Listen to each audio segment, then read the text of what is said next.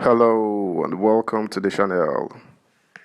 President Tinubu is currently in Paris, France, where he is dialoguing with would-be investors that may be interested in the new Nigeria, trying to sell the vision of the new Nigeria to investors. Talks have already commenced, and more talks are scheduled before the close of events. Let's talk details. Subscribe, like, share, and comment. Thank you. Paris Summit.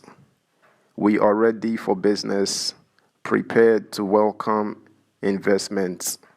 Tinubu. President Bola Ahmed Tinubu on Thursday in Paris says that the ongoing reforms by his administration in the country will be sustained. This is in order to have a more competitive economy that will attract foreign direct investment (FDI) and provide opportunities for genuine investors. Mr. Dele Alake, the special advisor to the president on special duties, communication and strategy, made this known in a statement in Abuja.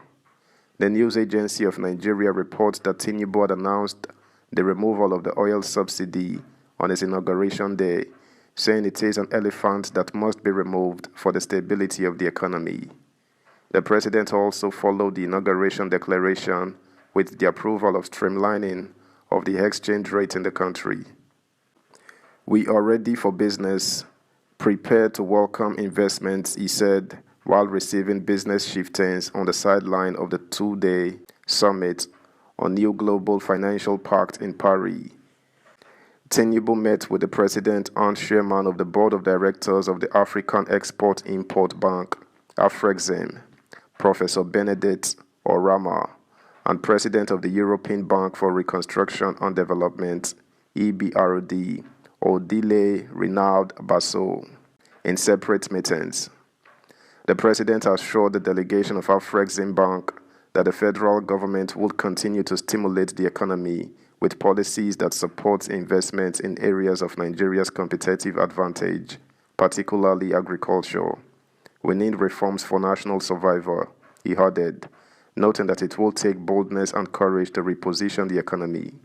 We must stimulate recovery for the growth and prosperity of our people, which will not be far away. Nigeria is ready for global business, and our reform is total. Nigeria is blessed with human and material resources, President Tinubu told the delegation. The Afrexim Bank delegation had earlier listed areas of interventions to buoy the economy, like infrastructure, health, energy, and agriculture. The president of Afrexim Bank commended Tinubu for the bold steps in removing the fuel subsidy and the unification of the exchange rate. Orama assured the president of the full support of the financial and development institution on the ongoing reforms. He said that the bank was already building the first African specialist hospital in Abuja, an energy bank, pledging to inject more money into the economy to further build confidence of investors. In the meeting with the EBRD, Tinubu said, "We are challenged in terms of reforms, and we have taken the largest elephant out of the room with removal of fuel subsidy, and multiple exchange rates are equally gone. We are determined to open up the economy for business. Consider us a stakeholder in the bank."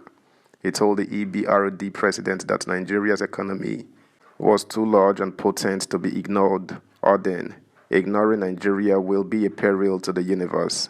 Rinald Basso said it will be a mistake for the development bank not to invest in Nigeria after considering 6 potential economies for investment. She explained that focus will be on the private sector, especially small and medium-scale enterprises. Subscribe, like, share, comment, and please turn the notification bell on. Thank you.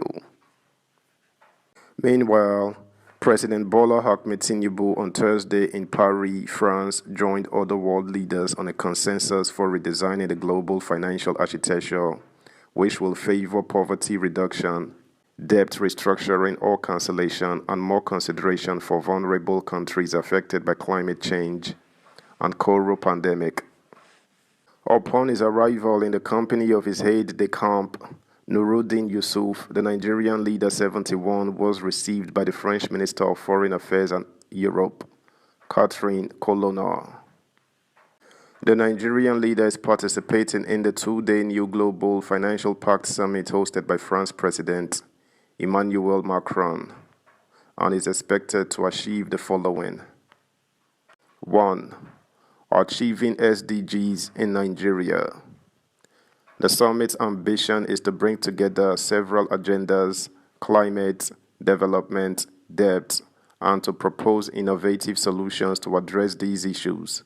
It will highlight the critical role of investment in education to achieve SGD4, catalyzing progress in other areas such as climate, health, and employment, ultimately reducing inequalities and bringing us closer to achieving the Sustainable Development Goals (SDGs).